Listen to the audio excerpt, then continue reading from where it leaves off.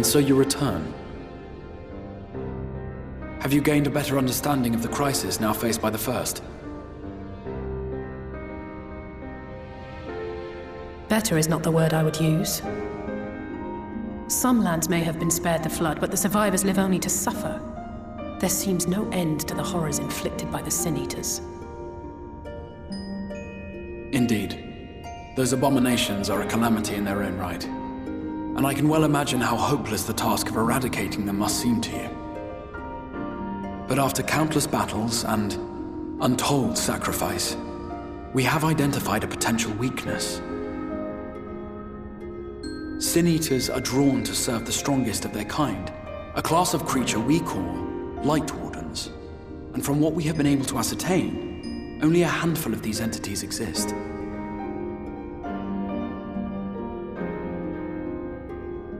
Just as an ant colony will perish in the absence of its queen, we believe that the death of a Light Warden will cause the lesser creatures within its sphere of influence to disperse. I have a feeling Yulmor might have something to say about any concerted action we take against these monsters. Vorthra's command over the Sin Eaters is integral to Yulmoran society.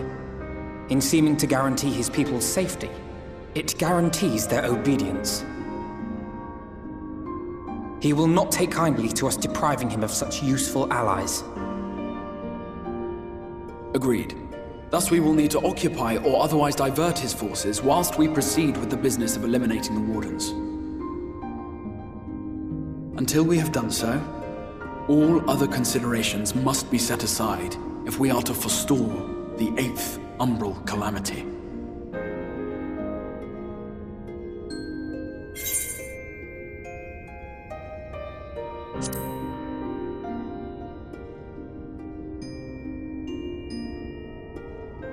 Your uncertainty is understandable given the circumstances. Perhaps a more detailed explanation is in order. To begin at the beginning, then.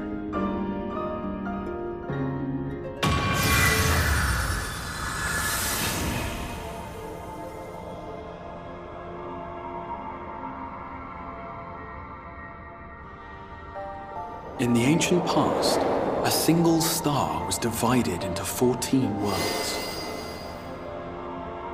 This is the source, your home. These others are the 13 shards, in whose number we find the first. Though physically separate, they retain a connection to each other, and with the source especially.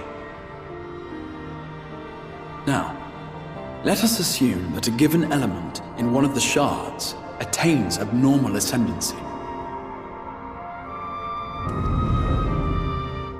Just as water will flow from the highest point to the lowest, the excess energy will begin trickling into the source.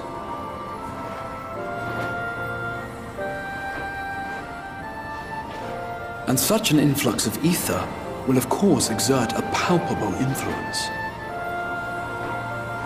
If the element in question were fire, then drought and wildfires might ensue. If it were ice, one might expect the weather to turn bitterly cold. As ether continues to pour in, such phenomena will become more and more extreme, until eventually, a single, untimely event triggers a disaster which cracks the barrier dividing the two worlds.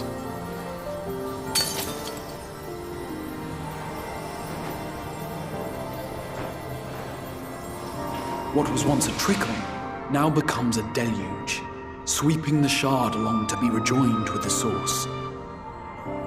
At the same time, the element which held sway in the shard is unleashed in full, its energies amplifying the original disaster to truly catastrophic proportions. An earthquake thus magnified might strike with enough force to shatter continents. A tidal wave might swell to a size capable of drowning entire nations. These devastating events are what we refer to as umbral calamities. 7 times has a calamity befallen the source. 7 times has a shard been absorbed.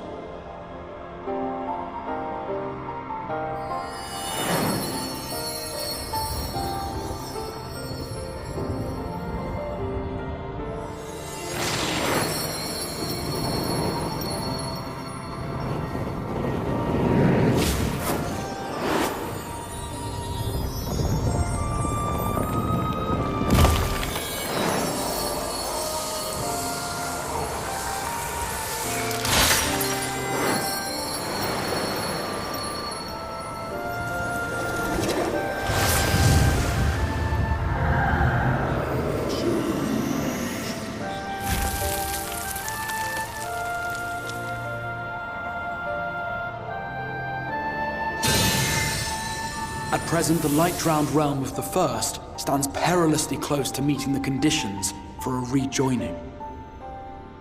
It is the Sin Eaters who are to blame for the Light's continued dominance.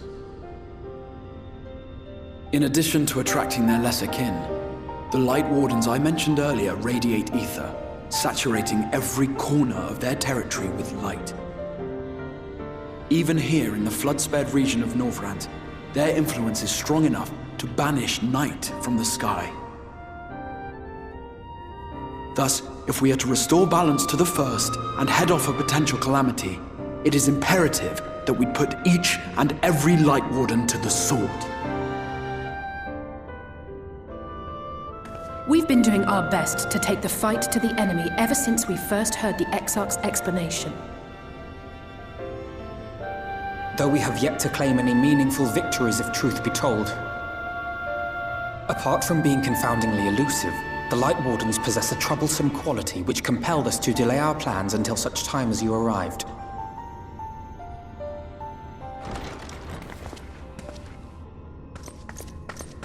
Forgive the interruption, my lord, but Hallminster Switch is requesting reinforcements.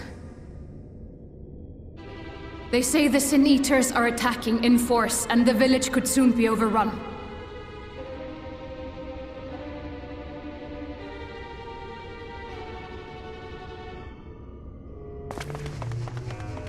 Alert the guard. We should be prepared in case the fighting reaches the Crystarium. You have command of our forces in the field, Captain, but hold off on entering the town until I arrive. That goes for Alphino and Alize as well. My lord.